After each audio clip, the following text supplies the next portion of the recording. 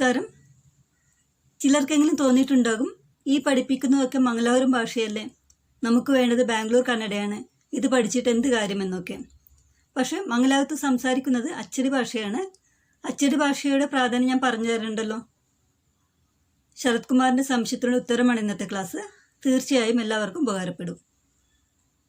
ബിഡു, BD, അതായത് സിംഗുലറും പ്ലൂരലും. Informal, formal. അതിനർത്ഥം വിട്. അവനെ കൈ ബിടു, അവന കൈ ബിടു, അവൻ്റെ കൈ വിട്. അവനു അവൻ, അവന അവൻ്റെ, അവൻ്റെ കൈ വിട്. അവനെ കൈ ബിടി എന്നാണെങ്കിൽ നമ്മൾ റെസ്പെക്റ്റോടു കൂടിയാണ് സംസാരിക്കുന്നത്. അവളെന്നു ബിടി, അവളെന്നു, അവളെ ബിടി, വിടു, അവളെ വിടു. അവളെന്നു ബിടു എന്നാണെങ്കിൽ അവളെ വിട്. അത് ഇൻഫോർമൽ സിറ്റുവേഷനിൽ. അപ്പോൾ നമ്മൾ അവനെ കൈ ബിടു, അവളെന്നു ബിടി. അപ്പോൾ ഈ വാചകം നമുക്ക് വിട്ടു എന്ന വാക്ക് ചേർത്ത് പറഞ്ഞാൽ അതിന് മീനിങ് എങ്ങനെയായി മാറും നോക്കാം. അപ്പോൾ സെയിം സെൻറ്റൻസ് തന്നെയാണ് ഞാൻ ഇവിടെ എഴുതിയിരിക്കുന്നത്.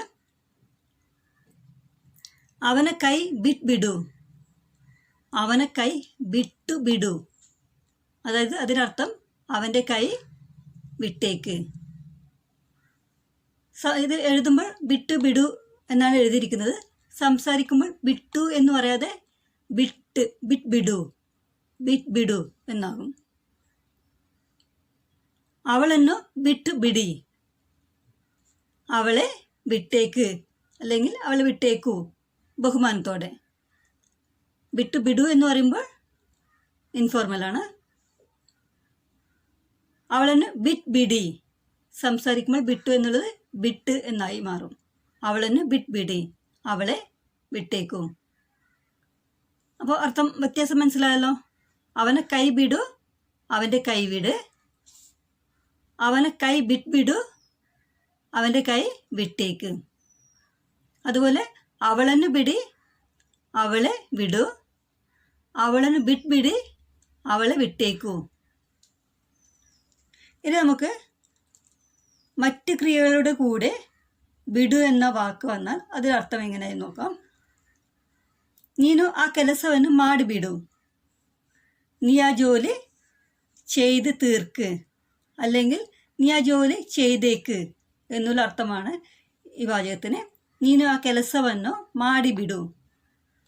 ഇവിടെ നമുക്ക് സ്പീഡ് സംസാരിക്കുമ്പോൾ നീನು ആ ಕೆಲಸವನ್ನು, ಕೆಲಸ എന്നുള്ളത് ಕೆಲ್ಸ എന്നായി മാറും. നീನು ആ ಕೆಲಸವನ್ನು ಮಾಡಿಬಿಡು, ಮಾಡಿ എന്നുള്ളത് മാട് എന്നായി മാറും. ಮಾಡಿಬಿಡು, നീನು ആ ಕೆಲಸವನ್ನು ಮಾಡಿಬಿಡು. നീ ആ ജോലി ചെയ്ത് തീർക്ക്, അല്ലെങ്കിൽ നീ ആ ജോലി ചെയ്ത് തീർത്തേക്ക്, നീ ആ ജോലി ചെയ്തേക്ക്. ನೀವು ಆ ವಿಷಯವನ್ನು ಅವನಲ್ಲಿ ಹೇಳಿಬಿಡಿ. ನೀವು, നിങ്ങൾ, ആ വിഷയವನ್ನು, ആ കാര്യം, അക്കാര്യം, അവನಲ್ಲಿ, അവനോട്, അവന ഹത്തിറ എന്നും പറയാം, അവൻ്റെ അടുത്ത് എന്നുള്ള അർത്ഥത്തിൽ. അവನಲ್ಲಿ ಹೇಳಿಬಿಡಿ, പറഞ്ഞേക്ക്. സ്പീഡിലാകുമ്പോൾ ಹೇಳ್ಬಿಡಿ, ಹೇಳಿ എന്നുള്ളത് എന്നായി മാറും. ಹೇಳ್ಬಿಡಿ, അവನಲ್ಲಿ ಹೇಳ್ಬಿಡಿ. ഫീസ് കട്ട്ബിടി, ഫീസ് കട്ടിബിടി എന്നാണ് എഴുതിയിരിക്കുന്നത്. അതായത് ഫീസ് അടച്ചേക്ക്. ഇപ്പോൾ കട്ടു എന്നുള്ള വാക്കിന്, അതായത് ഇപ്പോൾ ഒരു എക്സാമ്പിൾ മനെ കട്ടു, അതായത് വീട് നിർമ്മിക്കുന്നതിന് നമുക്ക് കട്ടു എന്ന് പറയാം, വീട് കെട്ടുക. അപ്പോൾ മനെ കട്ടുವುದು. അതുപോലെ ഹഗ്ഗ കട്ടു, അതായത് ഹഗ്ഗ കട്ടുವುದು, കയറ് കെട്ടുന്നതിന് നമുക്ക് കട്ടു എന്ന് പറയാം. പിന്നെ ഇംഗ്ലീഷ് വേർഡ് കട്ട് എന്നുള്ളത്, അതായത് പവർ കട്ട് ഒക്കെ പറയുമ്പോൾ അതുപോലെ തന്നെ നമുക്ക് കട്ടു എന്നുള്ള ഇതിൽ തന്നെ കേൾക്കാം. അപ്പോൾ ഫീസ് കട്ടിബിടി, അല്ലെങ്കിൽ കറണ്ട് ബിൽ കട്ട്ബിടി. കട്ടി എന്നുള്ളത് കട്ട് എന്നായി മാറും. Fees കട്ട്ബിടി, fees അടച്ചേക്കും. ഫീസിനെ കന്നഡയിൽ ശുൽക്ക എന്ന് പറയും. ഇനി അടുത്തത്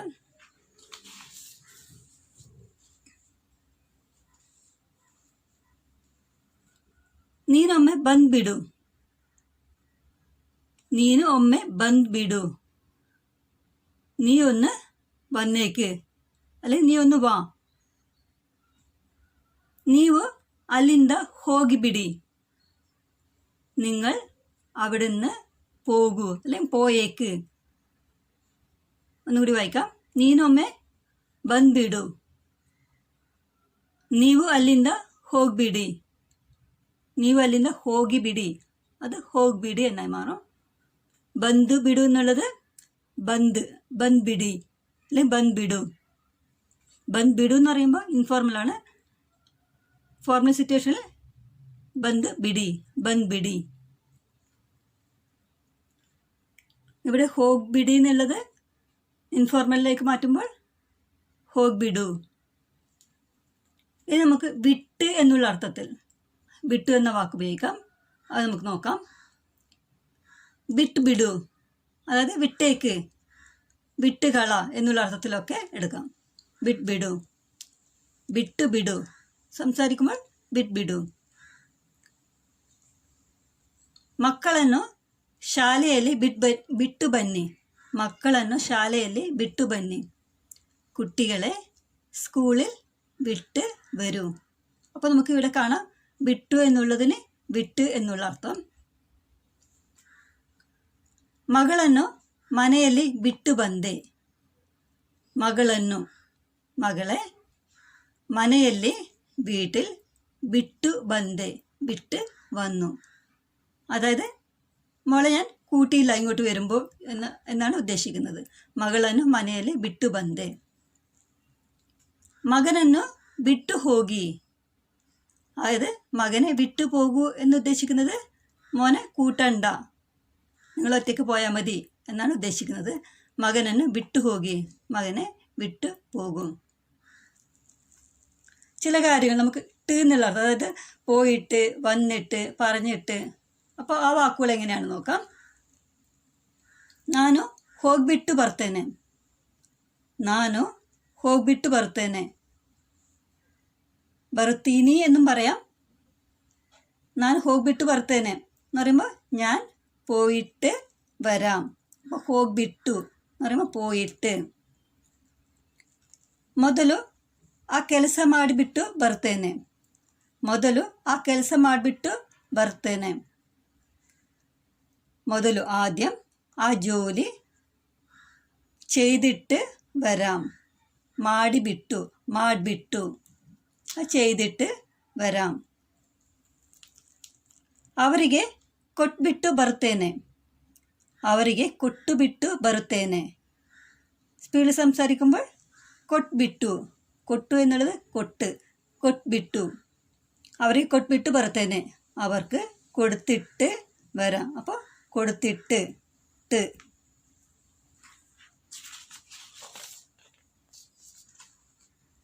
നമുക്ക് വിട്ട്. മഴ വിട്ട് ಬರ್ತಾ ಇದೆ. അതായത് മഴ വിട്ട് പെയ്യുന്നുണ്ട്, അതായത് ഇടവിട്ട് പെയ്യുന്നുണ്ട് എന്നർത്ഥം. മഴ വിട്ട് ಬರ್ತಾ ಇದೆ. മഴ ಬಿಟ್ಟು ಬರ್ತಾ ಇದೆ. ಜ್ವರ ಬಿಟ್ಟು ಬರ್ತದೆ. അതായത് നമ്മൾ ഡോക്ടറോട് പറയുകയാണ് പനി വിട്ട് വരും. ಜ್ವರ ಬಿಟ್ಟು ಬರುತ್ತದೆ, പനി വിട്ട് വരും. 2 ಗಂಟೆ ಬಿಟ್ಟು ಮದ್ದು ತೆಗೆದುಕೊಳ್ಳಿ. 2 മണിക്കൂർ. 2 ಗಂಟೆ 2 മണിക്കൂർ. വിട്ട് മದ್ದು ತೆಗೆದುಕೊಳ್ಳಿ, മരുന്ന് കഴിക്കൂ. ഇങ്ങനെ ഉപേക്ഷിക്കുക എന്നുള്ള അർത്ഥത്തിൽ നമുക്ക് ಬಿಡು എന്ന വാക്ക് ഉപയോഗിക്കാം. ಕೆಟ್ಟ ಚಟವನ್ನು ಬಿಡು. ಕೆಟ್ಟ അത് ചീത്ത, ചട്ട ശീലം, ദുശീലം ഒഴിവാക്കൂ, അത് ഉപേക്ഷിക്കൂ. ಬಿಡು. ಕೆಟ್ಟ ಚಟವನ್ನು ಬಿಡು. ഇവിടെ കെട്ട എന്ന് ഉദ്ദേശിക്കുന്നത് ചിലപ്പോൾ ഫ്രൂട്ട്സൊക്കെ കെട്ടിട്ടുണ്ടാവും അല്ലേ. അപ്പോൾ ആ കെട്ടിട്ടുണ്ടാകും എന്നുള്ള അർത്ഥത്തിൽ നമുക്ക് കെട്ടാന്നുള്ള വാക്ക് ഉപയോഗിക്കാം. ಈಗ ಆ ಆ್ಯಪಲ್ ಕೆಟ್ಟಿದೆ ಅಲ್ಲ ಸೇಬು ಕೆಟ್ಟಿದೆ ಅಂತೇಳಿ ಹೇಳ್ಬೋದು, ಅದೇ എന്ന് പറയാം. കൂടാതെ നമ്മുടെ ശീലങ്ങൾ എന്താ പറയുക, അവന നടത്തെ കെട്ടതു, അവന നടത്തെ കെട്ടതു എന്ന് പറയുമ്പോൾ അവൻ്റെ സ്വഭാവം മോശമാണ്. അവളെ സഹവാസ ಬಿಟ್ಬಿಡು, അവളെ സഹവാസ ಬಿಟ್ಬಿಡು, അവളുടെ സഹവാസ അതായത് കൂട്ടുകെട്ട് ഉപേക്ഷിക്കും.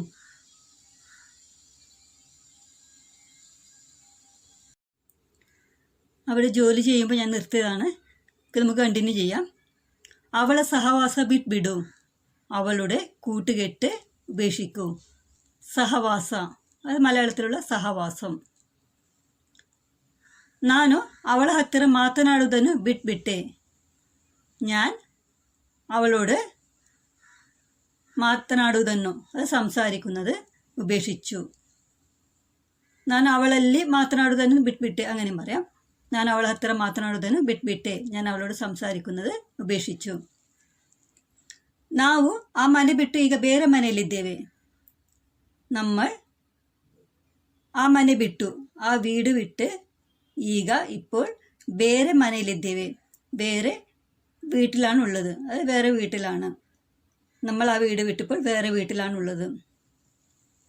നീನು ಅಲ್ಲಿ ಹೋಗುವುದನ್ನು ಬಿಟ್ಬಿಟ್ಟೆಯಾ, നീ അവിടെ പോകുന്നത് ഉപേക്ഷിച്ചോ. ಬಿಟ್ಟೆಯಾ അത് നമുക്ക് ಬಿಟ್ಟಿದ್ದೀಯಾ എന്നും ചോദിക്കാം. നീ അവിടെ പോകുന്നത് ഉപേക്ഷിച്ചോ അല്ലെ നിർത്തിയോ.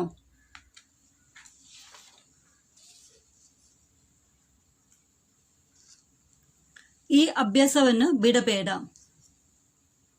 ഈ ശീലം ഉപേക്ഷിക്കരുത്, അത് വിടരുത്. ഇപ്പോൾ ഒരാൾ എന്തെങ്കിലും നല്ല ശീലം തുടങ്ങി, അതായത് എക്സസൈസ് ചെയ്യാനോ അല്ലെങ്കിൽ ബുക്ക് വായിക്കുവാനോ അല്ലെങ്കിൽ വേറെ എന്തെങ്കിലും, അപ്പോൾ നമ്മൾ പറയുകയാണ് ഈ നല്ല ശീലം ഉപേക്ഷിക്കരുത്. അപ്പോൾ ഈ അഭ്യാസವನ್ನು ಬಿಡಬೇಡ, ഈ ശീലം ഉപേക്ഷിക്കരുത്. ಬಿಡಿಸಿ അതായത് നേരത്തെ നമ്മൾ മാടു എന്ന വാക്ക് പഠിച്ചിട്ടുണ്ട്. അതായത് മാടു എന്ന് പറയുമ്പോൾ ചെയ്യുക എന്നുള്ളത് അല്ലേ. അപ്പോൾ മാടു ചെയ്യൂ. അപ്പോൾ മാടിസി എന്നാണെങ്കിൽ ചെയ്യിപ്പിക്കൂ എന്നർത്ഥം. അതായത് ಕೆಲಸ ಮಾಡಿಸಿ ജോലി ചെയ്യിപ്പിക്കൂ. ഹോംവർക്ക് ಮಾಡಿಸಿ ഹോംവർക്ക് ചെയ്യിപ്പിക്കൂ. അതുപോലെ ഇവിടെ ಬಿಡಿಸಿ എന്ന് പറയുന്നത് നമ്മൾ വേറൊരാളോട് ചെയ്യാൻ വേണ്ടി ആവശ്യപ്പെടുകയാണ് ചെയ്യുന്നത്. അവർ ಅಲ್ಲಿ ಹೊಡೆದಾಡುತ್ತಿದ್ದಾರೆ, അതായത് അവരവിടെ ഇടിപിടിക്കുകയാണ്. ಅವರು ಅಲ್ಲಿ ಹೊಡೆದಾಡುತ್ತಿದ್ದಾರೆ. ಯಾರಾದರೂ ಹೋಗಿ, ആരെങ്കിലും പോയി അവരನ್ನು ಬಿಡಿಸಿ, അവരെ അകറ്റ്, അത് പിടിച്ചു മാറ്റൂ. ಯಾರಾದರೂ ಹೋಗಿ ಅವರನ್ನು ಬಿಡಿಸಿ, ಅವರಲ್ಲಿ ಹೊಡೆದಾಡುತ್ತಿದ್ದಾರೆ, ಯಾರಾದರೂ ಹೋಗಿ ಅವರನ್ನು ಬಿಡಿಸಿ. അവരവിടെ ഇടിപിടിക്കുകയാണ്, ആരെങ്കിലും പോയി അവരെ പിടിച്ചു മാറ്റ്, അകറ്റ്. അത് സെപ്പറേറ്റ് ചെയ്യുക എന്നുള്ളതാണ് ಬಿಡಿಸಿ എന്നുള്ള വാക്കിൻ്റെ അർത്ഥം. ಯಾರೋ ಅವನನ್ನು ജയിലിനിಂದ ಬಿಡಿಸಿದರು, അത് ആരോ അവനെ ജയിലിൽ നിന്നും ഇറക്കി. ಬಿಡಿಸಿದರು വേറൊരാൾ ചെയ്യുകയാണ് ചെയ്യുന്നത്. അപ്പോൾ ಯಾರೋ ಅವನನ್ನು ജയിലിನಿಂದ ಬಿಡಿಸಿದರು, വിടുവിക്കുക എന്നുള്ള അർത്ഥമുണ്ടോ, വാക്കുണ്ടോ മലയാളത്തിൽ? അപ്പോൾ അതാണ് ಬಿಡಿಸಿದರು എന്ന വാക്കിൻ്റെ അർത്ഥം. ഈ ഗಂಟನ್ನು ಬಿಡಿಸಿ, ഈ കെട്ട് അഴിക്കൂ. ഗಂಟು എന്ന് പറയുമ്പോൾ കെട്ട് എന്നാണ് അർത്ഥം. ഗಂಟನ್ನು അത് കെട്ട്, കെട്ടിനെ എന്നാണ് ഉദ്ദേശിക്കുന്നത്. നമുക്ക് മലയാളത്തിൽ പറയുമ്പോൾ ഈ കെട്ടിനെ അഴിക്കൂ എന്ന് പറയേണ്ട കാര്യമില്ലല്ലോ, ഈ കെട്ട് അഴിക്കൂ എന്ന് പറയാം അല്ലേ. അപ്പോൾ ഈ ಗಂಟನ್ನು ಬಿಡಿಸಿ, ഈ കെട്ട് അഴിക്കൂ. ഗಂಟು കെട്ട്. ചിത്ര ಬಿಡಿಸಿ, പക്ഷേ ഇവിടെ അർത്ഥം മാറി. ഇവിടെ ಬಿಡಿಸಿ എന്ന് ഉദ്ദേശിക്കുന്നത് ചിത്രം വരയ്ക്കുന്നതിനാണ് ಬಿಡಿಸಿ എന്ന് പറയുന്നത്. ചിത്ര ಬಿಡಿಸಿ, ചിത്രം വരയ്ക്കും. നമുക്ക് അനുവദിക്കുക എന്നുള്ള അർത്ഥത്തിൽ എങ്ങനെ നോക്കാം. നന്നನ್ನು ಹೋಗಲು ಬಿಡಿ, അത് എന്നെ പോകാൻ അനുവദിക്കൂ. അത് എന്നെ പോകാൻ വിട് എന്ന് പറയുമ്പോഴും ആ സെയിം മീനിങ് ആണ് വരുന്നത് അല്ലേ. നന്നನ್ನು ಹೋಗಲು ಬಿಡಿ. നമുക്ക് കാണാം ഇവിടെ എല്ലാത്തിലും ലൂലാണ് അവസാനിക്കുന്നത്, അതായത് ഈ മെയിൻ വെർബ് ലൂല് വെച്ച് അവസാനിക്കുന്ന കാണാം. നನ್ನನ್ನು ಹೋಗಲು ಬಿಡಿ. ഈ ಕೆಲಸ ಮಾಡಲು ಬಿಡಿ. അപ്പോൾ ഈ ജോലി ചെയ്യാൻ അനുവദിക്കൂ, ചെയ്യാൻ വിടൂ. നന്നನ್ನು ಹಾಡಲು ಬಿಡಿ. എന്നെ പാടാൻ അനുവദിക്കൂ. നന്നನ್ನು ಹಾಡಲು ಬಿಡಿ. ഇവിടെ ശ്രദ്ധിച്ചാലോ, ಹೋಗಲು, ಮಾಡಲು, ಹಾಡಲು.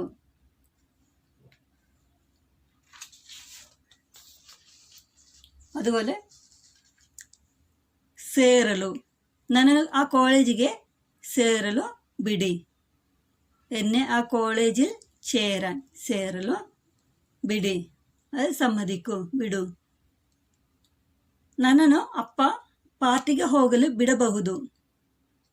ഇവിടെ കാണാം ಹೋಗಲು, പോകാൻ, ಸೇರಲು ചേരാൻ. നನ್ನನ್ನು ಅಪ್ಪ ಪಾರ್ಟಿಗೆ ಹೋಗಲು ಬಿಡಬಹುದು. അപ്പോൾ നമുക്ക് ബഹുദ് എവിടെയൊക്കെ കാണുന്നോ അവിടെയൊക്കെ നമുക്ക്, അതായത് നമുക്കറിയാം സംശയം പ്രകടിപ്പിക്കുമ്പോഴാണ് ബഹുദ് എന്ന വാക്ക് ഉപയോഗിക്കുന്നത്. അപ്പോൾ ഇവിടെ എന്നെ അച്ഛൻ പാർട്ടിക്ക് പോകാൻ വിടുമായിരിക്കും, സമ്മതിക്കുമായിരിക്കും. ഇനി നമുക്ക് നെഗറ്റീവ് സെന്റൻസ് നോക്കാം. ನಾನು ನಿನ್ನನ್ನು ಸುಮ್ಮನೆ ಬಿಡುವುದಿಲ್ಲ. ഞാൻ നിന്നെ വെറുതെ വിടില്ല. ನಾನು ನಿನ್ನನ್ನು, ನಿನ್ನೆ, ಸುಮ್ಮನೆ വെറുതെ, ಬಿಡುವುದಿಲ್ಲ, ಬಿಡುತ್ತೇನೆ ಬಿಡುം, ಬಿಡುವುದಿಲ್ಲ ಬಿಡಿಲ್ಲ. ಅವಳನ್ನು ಅಲ್ಲಿ ಹೋಗಲು ಬಿಡಬಾರದು. ಅವಳನ್ನು, ಅವളെ, ಅಲ್ಲಿ ಹೋಗಲು, അവിടെ പോകാൻ, ಬಿಡരുത്, ಬಿಡಬಾರದು. ಅವಳನ್ನು ಅಲ್ಲಿ ಹೋಗಲು ಬಿಡಬೇಡ. ಅವಳೆ അവിടെ പോകാൻ വിടേണ്ട, വിടണ്ട, ಬಿಡಬೇಡ, ಬಿಡണ്ട. ಬಿಡಲೂಬಹುದು, ಬಿಡದಿರಲೂಬಹುದು. ഒന്നുകൂടി വായിക്കാം. ಬಿಡಲೂಬಹುದು, ಬಿಡದಿರಲೂಬಹುದು. ಬಿടാനും സാധ്യതയുണ്ട്, ಬಿಡാതിരിക്കാനും സാധ്യതയുണ്ട്. അവനನ್ನು ಬಿಡಬಾರದಿತ್ತು. അവനെ വിടരുതായിരുന്നു. അപ്പോൾ ഇത്രയും വാചകങ്ങൾ നെഗറ്റീവ് സെൻറ്റൻസ് ആയിരുന്നു. ഇനി നമുക്ക് ഒന്ന് രണ്ട് പോസിറ്റീവ് വേർഡ്സും കൂടി നോക്കാം. ಬಿಡಬೇಕು, അതായത് ಬಿಡಬಾರದು അല്ലെങ്കിൽ ಬಿಡಬೇಡ എന്നുള്ളതിൻ്റെ പോസിറ്റീവാണ് ಬಿಡಬೇಕು. അപ്പോൾ ಬಿಡಬೇಕು എന്നാൽ വിടണം അല്ലെങ്കിൽ സമ്മതിക്കണം എന്നർത്ഥം. അതായത് നನ್ನನ್ನು ಟಿ ವಿ ನೋಡಲು ಬಿಡಬೇಕು, എന്നെ ടി വി കാണാൻ സമ്മതിക്കണം. നನ್ನನ್ನು ആಡಲು ಬಿಡಬೇಕು, എന്നെ കളിക്കാൻ സമ്മതിക്കണം അല്ലെങ്കിൽ വിടണം. ಬಿಡಬೇಕಿತ್ತು, ಅವನನ್ನು ಅಲ್ಲಿಗೆ ಹೋಗಲು ಬಿಡಬೇಕಿತ್ತು. അപ്പോൾ അവനെ അവിടെ പോകാൻ സമ്മതിക്കണമായിരുന്നു അല്ലെങ്കിൽ പോകാൻ വിടണമായിരുന്നു. ಬಿಡಬಹುದಿತ್ತು, അതായത് വിടാമായിരുന്നു. അവനನ್ನು ಅಲ್ಲಿಗೆ ಹೋಗಲು ಬಿಡಬಹುದಿತ್ತು, അവനവിടെ പോകാൻ സമ്മതിക്കാമായിരുന്നു അല്ലെങ്കിൽ വിടാമായിരുന്നു എന്നുള്ള അർത്ഥത്തിൽ. ഇനിയൊരു വാക്കുള്ളത് നിങ്ങൾക്ക് എന്നോട് ചോദിക്കുവാനും എനിക്ക് നിങ്ങളോട് പറയാനും ചമ്മലുള്ള ഒരു വാക്കാണ്. അതായത് വയറ്റിൽ നിന്നും പോകുന്ന ഗ്യാസിനെ ഹൂസു എന്ന് പറയും. സംസാര ഭാഷയിൽ പക്ഷേ ഹൂ എന്ന അക്ഷരത്തിന് പകരം ഊ എന്നാണ് പറയുന്നത്, അതായത് ഊസു. നമുക്ക് ಬಿಟ್ಟು എന്നുള്ള വാക്ക് വെച്ച് എങ്ങനെ ചോദ്യം ചോദിക്കാം നോക്കാം. ഹൂസു ಬಿಟ್ಟದು ಯಾರು? ഹൂസു ಬಿಟ್ಟದು ಯಾರು? ഇവിടെ കൂസു എന്ന് പറഞ്ഞാൽ, അതായത് ഹൂക്ക് പകരം കൂ എന്നാണ് എഴുതുന്നതെങ്കിൽ കൈക്കുഞ്ഞ് എന്നാണ് അർത്ഥം. കൂസു, നീനെ നാളോതൊക്കെ ഇളയ കൂസുനാ, നിനക്ക് അറിയാൻ വേണ്ടി നീ എന്താ ഇളയ കുട്ടിയാണോ എന്നാണ് ഉദ്ദേശിക്കുന്നത്. അപ്പോൾ നിങ്ങൾക്കുള്ളൊരു ഹോംവർക്കാണ്, ഞാൻ കുറച്ച് സമയം കഴിഞ്ഞ് വരാം. ഈ ഒരു വാചകം ബിട്ടു എന്ന വാക്കും കൂടി ചേർത്ത് വേണം കന്നഡയിലേക്ക് ട്രാൻസ്ലേറ്റ് ചെയ്യാൻ. അതൊന്ന് ശ്രമിച്ചു നോക്കുക കേട്ടോ. അപ്പോൾ ഇനി അടുത്ത ക്ലാസ്സിൽ കാണാം. Thank you.